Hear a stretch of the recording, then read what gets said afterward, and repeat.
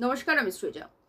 হাওড়ার মোংলা হাটে যে হাট বসে, মানে প্রতি মঙ্গলবার হাট বসে, তাই ওই হাটটার নাম মোংলা হাট। তো সেই মোংলা হাটে যে সমস্ত দোকানদার বা বলা ভালো হকার, যারা বাইরেটাতে ছোট ছোট দোকান করেছিলেন আর কি, ছোট ছোট ঝুপড়ি করেছিলেন, ব্যবসা করতেন সেখানে, সেই হকারদের আর বসা যাবে না, এরকমই নিদান দিয়েছে হাওড়া সিটি পুলিশ, অর্থাৎ বিজেপির সরকার। গত 9 মে মুখ্যমন্ত্রী হিসেবে শপথ নিয়েছেন শুভেন্দু অধিকারী, এবং তারপর থেকেই আমরা দেখেছি একের পর এক জায়গায়, গোটা কলকাতা শহর জুড়ে, বলা ভালো গোটা রাজ্য জুড়ে চলছে বুলডোজার রাজনীতি।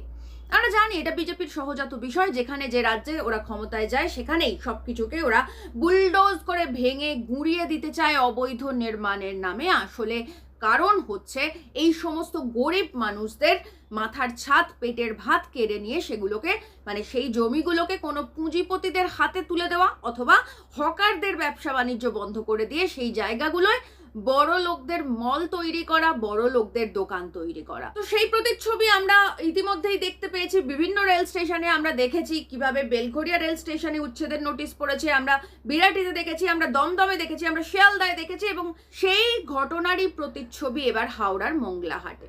না, পুরো হাট উঠে যাচ্ছে এরকম বিষয়টা এখনো পর্যন্ত নয়। হাটের ভিতরে একটা ছোট ভাঙাচোরা বিল্ডিং রয়েছে, সেই বিল্ডিং এর ভিতরে যারা বসেন তারা সেখানে বসে ব্যবসা করতে পারবেন, কিন্তু সেই বিল্ডিং এর বাইরে এসে যে চত্বরটায়, সেখানে যারা ব্যবসা করেন সেই ব্যবসা আর করা যাবে না বলে স্ট্রিক্টলি জানিয়ে দিয়েছে হাওড়া সিটি পুলিশ। এবং তারপর থেকেই প্রায় 40,000 হকারের, মানে ছোট ব্যবসায়ীর মাথায় হাত পড়েছে।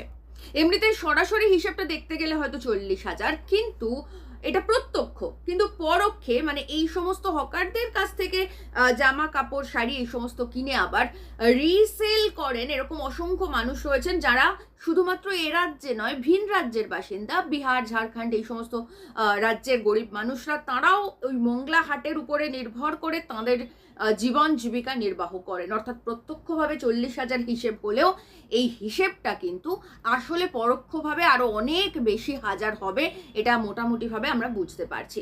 এখন বিষয়টা হচ্ছে যে এই যে মোংলা হাটে, যেখানে ইতিমধ্যেই নিদান দিয়ে দিয়েছে নতুন সরকার, পরিবর্তনের সরকার, বিজেপির সরকার, যে এই সমস্ত গরিব মানুষেরা আর ব্যবসা করতে পারবেন না, তাদের জন্য, তাদের মাথার ছাদের জন্য, তাদের ব্যবসার সুবিধার জন্য বামফ্রন্ট সরকার তৈরি করেছিল নবান্ন। আমরা সকলেই নবান্ন চিনি, নবান্নকে আর নতুন করে আলাদা করে কোনো ডেসক্রিপশন দিতে হবে না।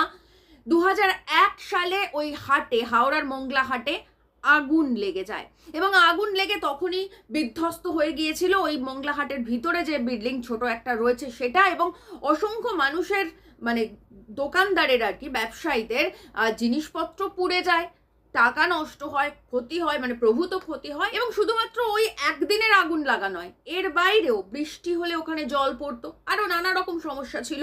যেমন বৃষ্টি হলে বেশি কাদা জল ওখানে জমে থাকলে যারা ক্রেতা তারা পর্যন্ত ওখানে প্রবেশ করতে পারতেন না, তাই ব্যবসার ক্ষতি হতো। তো এই সমস্ত কিছু দেখার পরে বামফ্রন্ট সরকার সিদ্ধান্ত নেয় যে এই গরিব মানুষগুলোকে এইভাবে ছেড়ে দেওয়া যাবে না, এভাবে ওনাদের ব্যবসার ক্ষতি হচ্ছে, ওনাদের কর্মজীবন হ্যাম্পার হচ্ছে, এবং সেই কারণের জন্য বামফ্রন্ট সরকারের তরফ থেকে সিদ্ধান্ত নেওয়া হয়েছিল যে ওনাদের একটা সুন্দর সুস্থ রুজি রোজগারের ব্যবস্থা করে দিতে হবে। সেই মতনই নবান্নটা তৈরি করা হয়েছিল HRBCর তরফ থেকে, হুগলি রিভার ব্রিজ কমিশনের তরফ থেকে।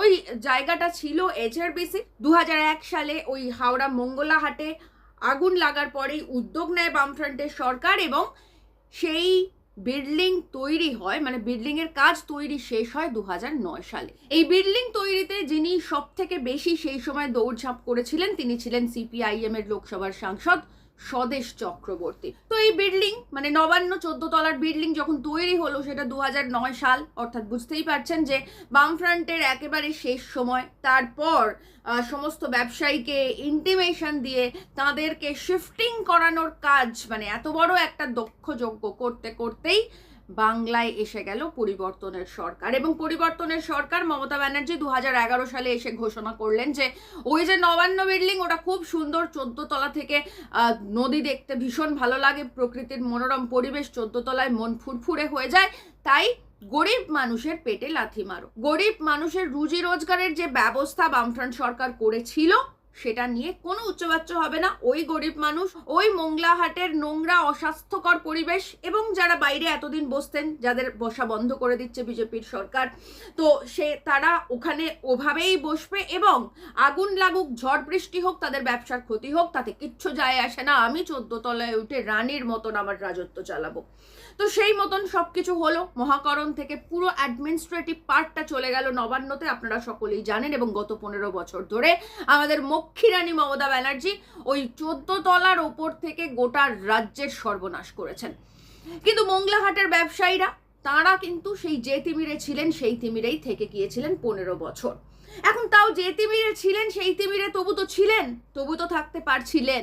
এবার এসেছে পরিবর্তনের সরকার, ভরসা ইন ভয় আউট। আর সেই ভরসা জোগানোর জন্য যে মোংলাহাটের গরিব হকাররা, যারা হকারি করে পেট চালান, যারা সপ্তাহে একটা দিন ওই মোংলাহাটে ব্যবসা করার জন্য বসে থাকেন, অপেক্ষা করেন, এবং ওই ব্যবসার উপরে তাকিয়ে তাদের কর্মজীবন নির্বাহ হয়, তাদের মাথার ছাদ, পেটের ভাতের জোগাড় হয়, সেই গরিবের পেটে সম্পূর্ণভাবে লাথি মারতে চলেছে এই বিজেপির সরকার। এখন আমরা জানি যে মমতার সরকার চলে যাওয়ার পর থেকে শুভেন্দু অধিকারী এখন সেই 14 তলায় অধিষ্ঠান হয়েছে ওনার।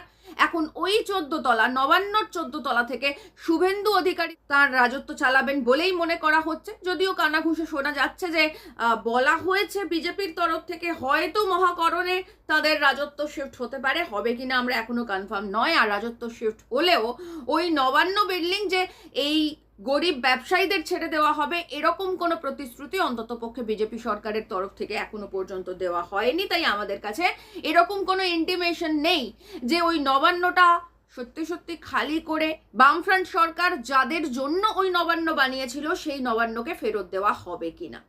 অর্থাৎ যা দেখা যাচ্ছে যে আর নেই দরকার বিজেপির সরকার, এবং এই বিজেপির সরকার আসার পর থেকে কিন্তু গোটা রাজ্য জুড়ে, গোটা কলকাতা শহর জুড়ে সর্বত্র বুলডোজার রাজনীতি চলছে। সেখানে একদিকে রেলের হকারদের উচ্ছেদ চলছে, এবং কেন উচ্ছেদ চলছে সেটা খুব পরিষ্কার আমাদের কাছে, কারণ এই হকারগুলোই মেন বাধা রেলকে প্রাইভেটাইজেশন করার ক্ষেত্রে। এই রেলের হকারদের উচ্ছেদ করা হবে, তারপরে ওই রেলের ওই জমি যেখানে হকাররা বসে ব্যবসা করতেন এতদিন, সেগুলোকে আস্তে আস্তে পুঁজিপতিদের হাতে তুলে দেওয়া হবে। সেখানে ধীরে ধীরে মিও আমর হবে, মনজিনিস হবে, এবং আরো বড় বড় মল হবে। কিন্তু এই গরিব মানুষগুলো কোথায় যাবেন, এই গরিব মানুষগুলো কি করবেন, গরিব মানুষগুলো কি খাবেন, সেদিকে সরকার পাত্তাও দেবে না। অর্থাৎ এই চিত্র দেখে একটা বিষয় অন্তত পরিষ্কার, সেটা হচ্ছে যে বামফ্রন্ট সরকার ছাড়া আর কোনো সরকার গরিব মানুষের কথা ভাবে না, খেটে খাওয়া শ্রমজীবী মানুষের কথা ভাবে না। আর সেই কারণের জন্যই আইনজীবী বিকাশ রঞ্জন ভট্টাচার্য ইতিমধ্যেই হাইকোর্ট থেকে স্টে অর্ডার বার করেছেন ওই হাওড়া হুগলির জলপথের ধারে যে সমস্ত হকার রয়েছে, যাদেরকে ইতিমধ্যেই তুলে দেওয়ার জন্য নোটিশ দেওয়া হয়েছিল বিজেপি সরকারের পক্ষ থেকে। সেটা আপাতত 10 জুন পর্যন্ত স্বস্তি হয়েছে, এরপর আবারও হাইকোর্টে বিষয়টা উঠবে এবং তারপর দেখা যাবে কি হয়। কিন্তু যেটা গুরুত্বপূর্ণ বিষয় সেটা হচ্ছে যে এইভাবে যে হকার উচ্ছেদ করা হচ্ছে, এই যে এভাবে নিজের ইচ্ছা মতন নোটিশ দিয়ে দেওয়া হচ্ছে বিজেপি সরকারের পক্ষ থেকে, এবং তাদেরকে তুলে দেওয়া হচ্ছে, বুলডোজ করে দেওয়া হচ্ছে তাদের কর্মসংস্থানকে, এটা কিন্তু সম্পূর্ণভাবে বেআইনি। তার কারণ হচ্ছে 2014 সালে সুপ্রিম কোর্টের তরফ থেকে টাউন ভেন্ডিং কমিটি গড়ার নির্দেশ দেওয়া হয়েছিল, এবং সেখানে বলা হয়েছিল এই কমিটি টিভিসি টাউন ভেন্ডিং কমিটির আন্ডারে এই সমস্ত হকারদের আনতে হবে, এবং তাদের জন্য যথাযোগ্য আইনি ব্যবস্থা দিয়ে তাদেরকে একটা নির্দিষ্ট জায়গায় বসতে দিতে হবে, এবং কোথায় বসতে দিতে হবে সেটা নির্ধারণ করবে সরকার। অথচ এই তৃণমূল আর বিজেপির সরকার কি করেছে? তৃণমূল কংগ্রেস 2014 সালে যখন এ রাজ্যে ক্ষমতায় ছিল তখন কাগজে কলমে একটা টাউন ভেন্ডিং কমিটি করেছিল, কিন্তু সেই কমিটির আন্ডারে কোনো হকারকে আনেনি। তার কারণ হচ্ছে যদি তাদেরকে এভাবে সরকারি আওতায় নিয়ে আসা হয় তাহলে তাদের থেকে আর ইচ্ছা মতন তোলা যাবে না। সেই কারণের জন্য এই টাউন ভেন্ডিং কমিটি তৃণমূল কংগ্রেসের আমলে শুধুমাত্র খাতায় কলমে রয়ে গেছে, এবং তারা ইচ্ছা মতন হকারদের থেকে তোলা তুলেছে, পয়সা তুলেছে এবং ইচ্ছা মতন যত্রতত্র বসতে দিয়েছে। এখন এসেছে বিজেপির সরকার, তাদের আবার প্ল্যান অন্য কিছু। ওরা নিজেরা টাকা না খেয়ে ওরা পুঁজিপতিদের টাকা খাওয়াতে চায়। আর সেই কারণের জন্য যাদেরকে টাকা নিয়ে তৃণমূল কংগ্রেসের সরকার যত্রতত্র বসার অনুমতি দিয়েছিল, তাদের সবাইকে ঝেঁটিয়ে তুলে দিচ্ছে। এরপর তাদের পরিবার কি করে চলবে, তাদের ঘরের বুড়ো বাবা মা থাকলে তাঁরা কি খাবেন, বা তাদের ঘরের একটা ছোট শিশু থাকলে সে কি খাবে, কিভাবে তাদের জীবন চলবে, এগুলো ভাবার কোনো প্রয়োজন নেই। কারণ তৃণমূল কংগ্রেসের সরকার ওরা নিজেরা নিজেদের জন্য চুরি করতো, আর বিজেপির সরকার সবসময় পুঁজিপতিদের জন্য ডাকাতি করে। তাই এই দুটো সরকার যেভাবে মানুষের জীবন, জীবিকা এবং বেঁচে থাকার পর্যন্ত উপায় ধীরে ধীরে বন্ধ করে দিয়েছে, সেটার জন্যই রাস্তার লড়াইতে রয়েছে বামপন্থীরা। কারণ এই খেটে খাওয়া শ্রমজীবী মানুষগুলোর পাশে কখনো কেউ ছিল না, আজকেও নেই এবং আগামীতেও যে কেউ থাকবে না, সেটা অন্ততপক্ষে পরপর দুটো সরকারকে দেখে মোটামুটিভাবে পরিষ্কার হয়ে গেছে। যদি সত্যি সত্যি বিজেপির সরকার এই সমস্ত গরিব মানুষগুলোর পাশে থাকতে চাইতো, তাহলে শুধুমাত্র সিটি পুলিশকে দিয়ে ওই গরিব হকারদেরকে উচ্ছেদের নোটিশ দিত না, তার সঙ্গে এই গরিব মানুষগুলোর জন্য যে বিল্ডিংটা বানানো হয়েছিল সেটাকে দিয়ে দেওয়ার কথা ঘোষণা করত।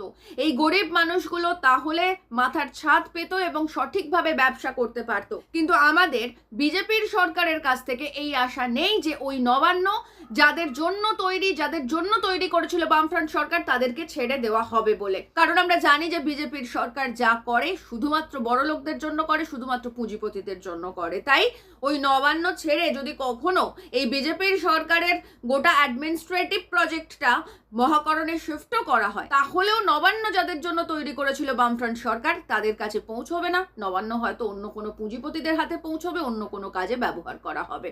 তাই নবান্ন যাদের জন্য তৈরি করা হয়েছিল, যাদের মাথা গোঁজার ছাদ হিসেবে বানানো হয়েছিল, যাদের রুটি রুজির কথা ভেবে বামফ্রন্ট সরকার তৈরি করেছিল, যাতে তাদেরকে আবারও ফিরিয়ে দেওয়ার কথা বলা হয়, যাতে তাদের হাতেই সেই বিল্ডিং যায়, যাতে এই সমস্ত গরিব হকাররা সরাসরি 40,000 এবং পরোক্ষে আরো কত হাজার হাজার মানুষ যাদের জীবন জীবিকা চলে ওই মোংলা হাটের দোকান থেকে, তারা যাতে এভাবে পথে না বসেন, তার জন্য এই দাবি আদায় এবং আন্দোলনের পথে থাকবে বামেরা। এবং বামেরা দাবি তুলবে যে এই নবান্নকে আবারও যাদের জন্য তৈরি করা হয়েছিল, ওই মোংলা হাটের গরিব মানুষদের জন্য, ওই মোংলা হাটের হকারদের জন্য, ওই মোংলা হাটের ব্যবসায়ীদের জন্য, তাদের কাছে ফিরিয়ে দেওয়া হোক।